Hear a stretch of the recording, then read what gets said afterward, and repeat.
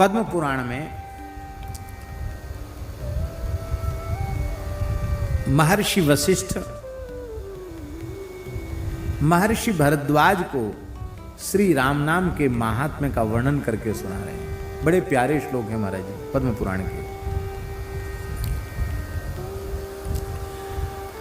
वशिष्ठ जी कह रहे हैं, हे महामुनि भरद्वाज जी, जीव जगत को अभयदान देने वाले, स्वच्छ गुणातीत अविनाशी, सकल विकारों से शून्य निर्विकार, अमृत स्वरूप, प्रकट परम गुप्त, शौशील्य आदि गुणों के समुद्र, आगम अगम और अगाध जो पतित पावन श्री राम नाम महाराज हैं, उनका निरादर करके जो अन्य किसी साधन का आश्रय लेते हैं, हे भरद्वाज, हत भाग्य मंद भाग्य अभागा, हम उस जीव को ही मानते हैं। ये कौन कह रहे हैं? ये वशिष्ठ जी कह रहे हैं। ये तो हमने उन श्लोकों का भाव कहा। अब श्लोक सुन लीजिए। अहो महामुने लोके राम नामा भयप्रदम निर्मलम निर्गुणम नित्यम निर्विकारम सुधास्पदम प्रत्यक्षम परमम गुह्यम शौशिल्यादि गुणार्णवम त्यक्ता मंदात्मका जीवा नाना मार्गानुयायिनः। इसलिए यत्र तत्र स्थितो वापि संस्मरेन्नाम मुक्तिदम सर्व पाप विशुद्धात्मा सगच्छेत परमांगतिम। भगवान वशिष्ठ कह रहे हैं, हे भरद्वाज, शुद्ध हो अशुद्ध हो, कहीं हो कोई स्थान हो, कहीं भी बैठ करके जो श्रद्धा पूर्वक राम नाम का स्मरण करता है, वो सारे पाप तापों से विनिर्मुक्त हो करके भगवान श्री राम के परम धाम को प्राप्त करता है। इसमें कोई संशय नहीं है।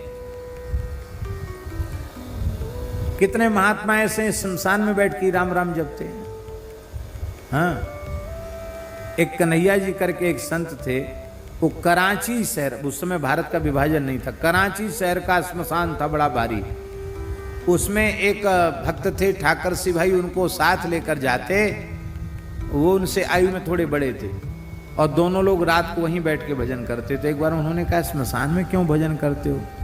बोले, तो कोई श्मशान में नींद किसी को नहीं आएगी डर के मारे, और यहाँ मुर्दा जल रहे हैं, लोग रो रहे हैं, गा रहे हैं, तो लोगों को वैराग्य भी बना रहता, तो वैराग्य भी रहेगा और भय के मारे नींद नहीं आएगी। इसलिए बोले राम राम यहाँ बैठ के जपते हैं। उन्होंने कहा, आप अकेले आ जाए और हमको संग में क्यों लाते हो? तो बोले, देखो धूना में एक लक्कड़ चैतन्य नहीं रहता, लक्कड़ के सारे लक्कड़ रहता है तो चैतन्य रहता है।